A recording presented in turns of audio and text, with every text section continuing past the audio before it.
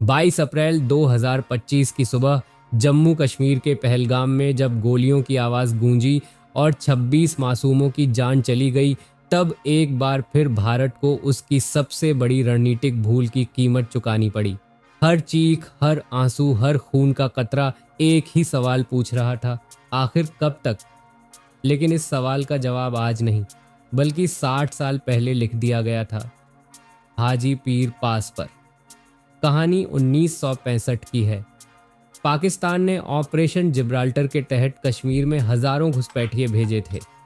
उन्हें उम्मीद थी कि घाटी की जनता भारत के खिलाफ विद्रोह कर देगी, लेकिन यह साजिश नाकाम रही।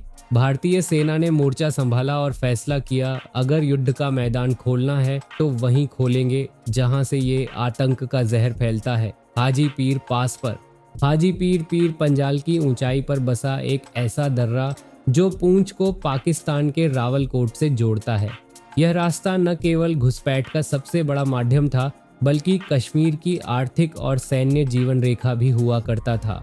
विभाजन से पहले जम्मू घाटी और कश्मीर घाटी को जोड़ने वाली मुख्य सड़क यहीं से गुजरती थी, लेकिन 1948 में पाकिस्तान ने पीओके पर कब्जा कर इस रास्ते को तोड़ दिया।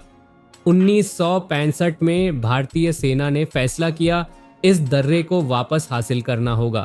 19 इन्फेंट्री डिवीजन और 68 ब्रिगेड के जवान बारिश, बर्फ और दुश्मन की गोलियों की परवाह किए बिना आगे बढ़े।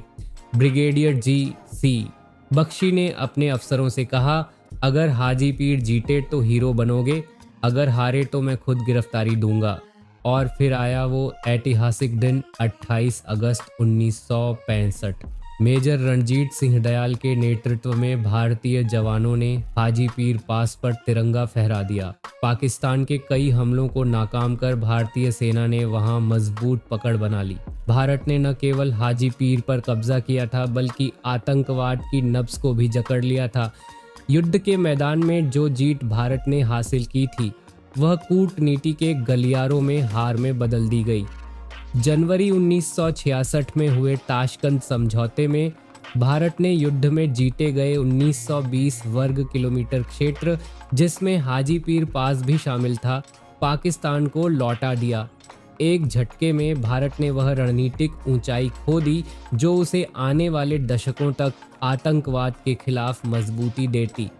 यह निर्णय दूरदर्शिता की कमी नहीं, बल्कि आत्मविश्वास की हार थी। आज जब भी पहलगाम में, उरी में, पुलवामा में खून बहता है, उसकी गूंज सीधे हाजी पीर की घाटियों से आती है। अगर भारत के पास हाजी पीर होता तो पाकिस्तान के लिए आतंकवादियों को भेजना नामुमकिन हो जाता।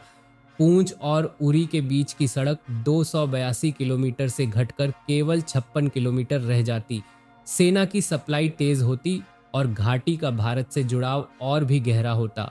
लेकिन सिर्फ 1965 ही नहीं, 1971 में जब भारत ने पाकिस्तान को घुटनों पर ला दिया था, तब भी भारत ने हाजी पीर को वापस लेने का मौका नहीं उठाया।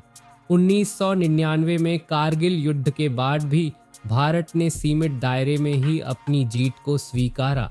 जनवरी 2023 में रक्षा मंत्री राजनाथ सिंह ने इस ऐतिहासिक गलती को स्वीकार करते हुए कहा था, अगर हाजी पीर पास हमारे पास होता तो घुसपैठ बहुत पहले खत्म हो चुकी होती। यह स्वीकारोक्ति केवल एक टिप्पणी नहीं थी, यह आने वाले समय के लिए एक स्पष्ट संदेश था। अब सवाल यह नहीं है कि गलती किसने की, सवाल यह है, क्या हम अब भी उस गलती को सुधार सकते हैं?